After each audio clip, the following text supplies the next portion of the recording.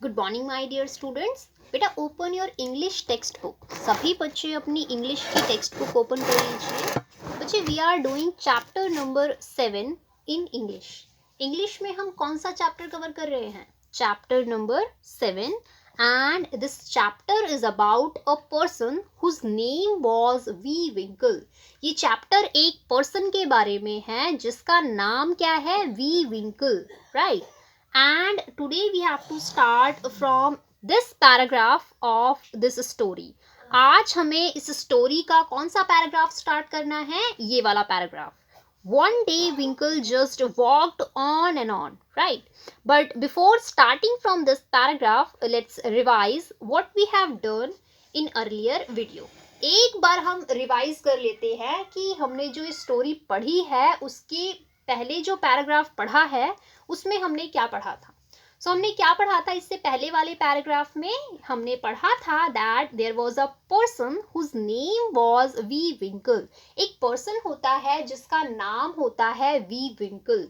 We Winkle कैसा person होता है? ही वॉज अ गुड नेचर्ड पर्सन। उसका जो स्वभाव होता है वो बहुत अच्छा होता है। But he has a weakness. उसमें एक वीकनेस क्या होती है? That he was a lazy person. Van Winkle कैसा पर्सन था? लेजी पर्सन था। लेजी किसे बोलते हैं? आलसी पर्सन को क्या बोलते हैं? Lazy person. सो वी विंकल किस प्रकार का इंसान था? गुड नेचर्ड तो था, अच्छा स्वभाव तो था वी विंकल का, बट उसमें एक कमी भी थी कि वो एक आलसी पर्सन था। ठीक है। वी का एक साथी था जो हमेशा वी के साथ रहता था। And who was his companion? वी का कंपेनियन कौन था? His companion was his dog. उसका जो कंपेनियन था, कंपेनियन का मतलब हमने क्या पढ़ा था? साथी। सो वी विंकल का जो साथी था वो कौन था? उसका डॉग। एंड उस डॉग का नाम क्या था? His name was wolf. Its name was wolf, right. Van Winkle क्या करता था? जब भी उसे काम को अवॉइड करना होता था, आलसी लोग क्या करते हैं? काम को अवॉइड करते हैं, काम को टाइम पे नहीं करते। सो वी विंकल भी क्या करता था? अपने जितने भी काम थे उनको क्या कर देता था? अवॉइड कर देता। ठीक है। अवॉइड करना यहाँ पे क्या होगा? इग्नोर करना। ठीक है, उस काम को ना करना। तो जब भी वो अपने काम को अवॉइड करता था, he would walk away into the forest with his dog. वो क्या करता था? अपने डॉग के साथ फॉरेस्ट में चला जाता था। ठीक है। हमने लास्ट वीडियो में इतना ही पढ़ा था। आज हम इसके नेक्स्ट वाला पैराग्राफ स्टार्ट करने जा रहे हैं। सब बच्चे ध्यान दीजिएगा। One day Winkle just walked on and reached the highest part of the mountains।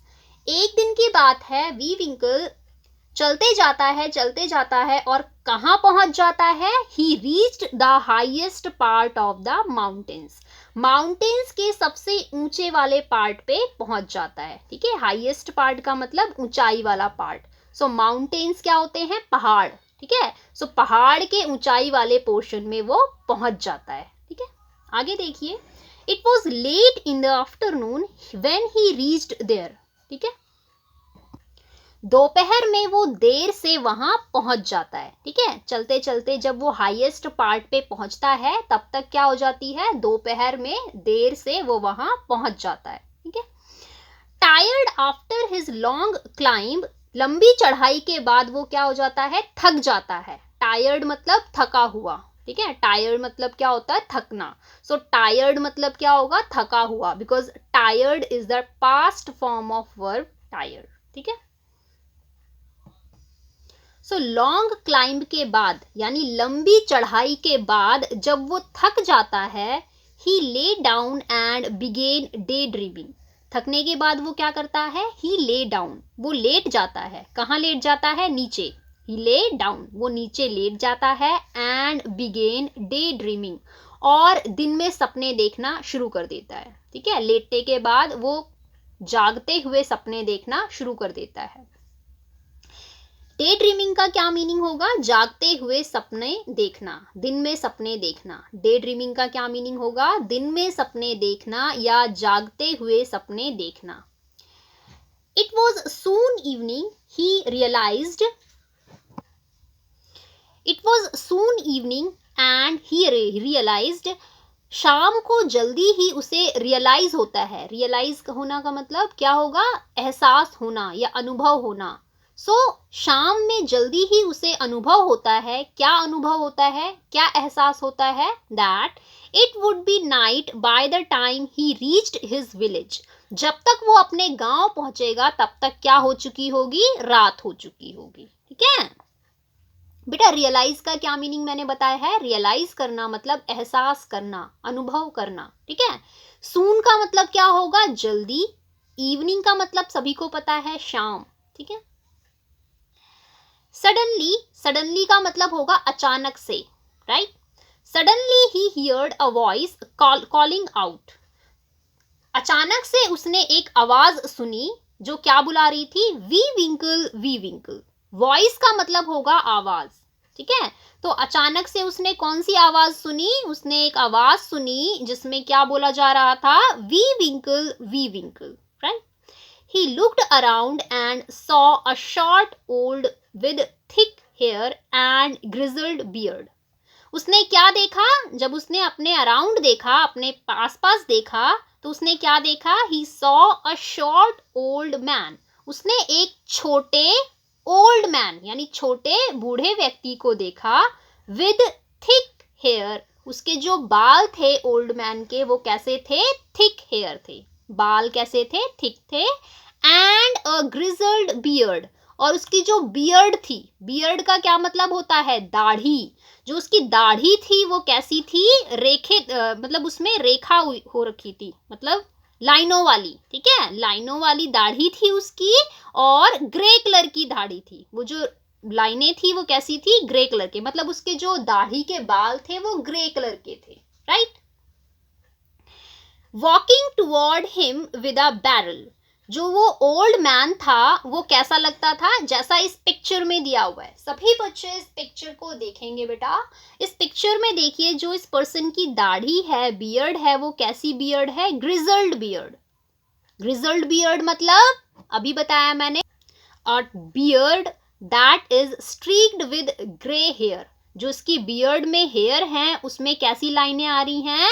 Grey colour की। ठीक है, so this type of beard is called grizzled beard. ठीक है, इसके जो बाल हैं वो कैसे हैं? थिक हैं।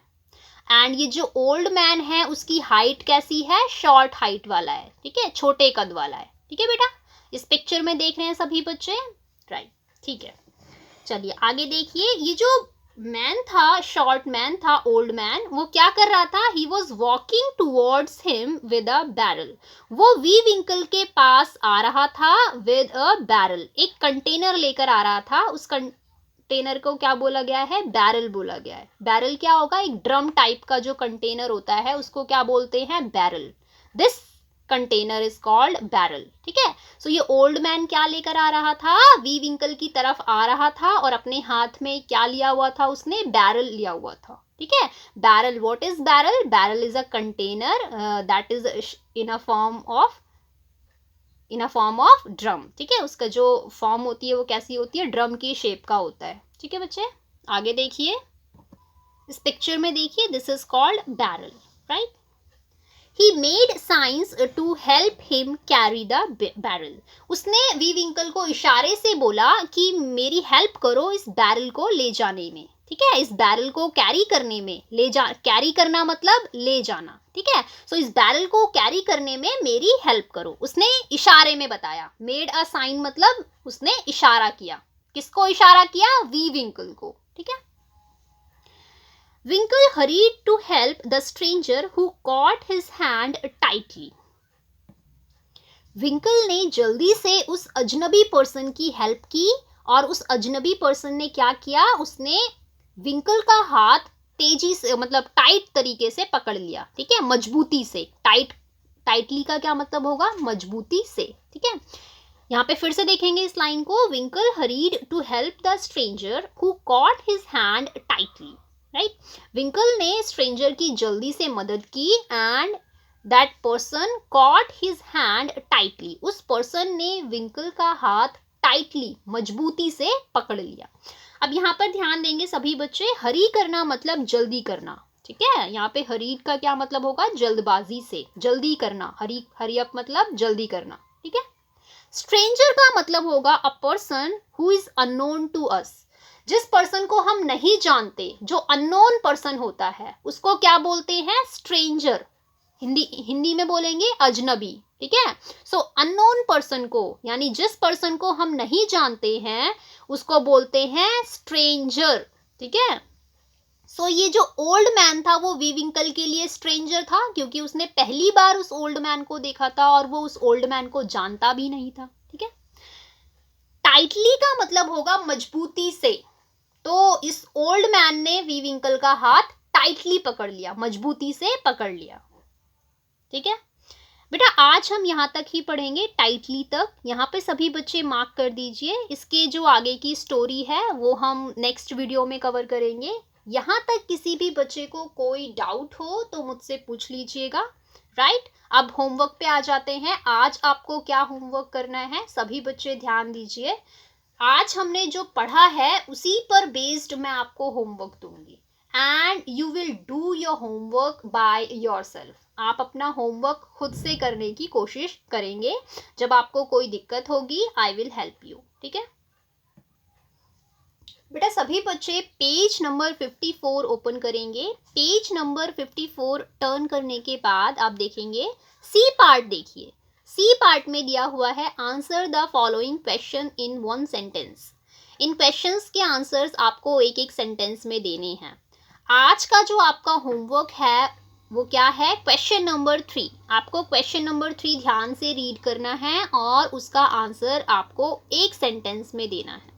क्वेश्चन नंबर 3 में क्या पूछा गया है, to avoid work what would Van Winkle do. काम को अवॉइड करने के लिए, ठीक है, काम को इग्नोर करने के लिए, काम से बचने के लिए वीविंकल क्या करता था, क्या करता था वीविंकल। सो आपको इस का आंसर आपको एक सेंटेंस में देना है, ठीक है। So this is your homework for today. Thank you.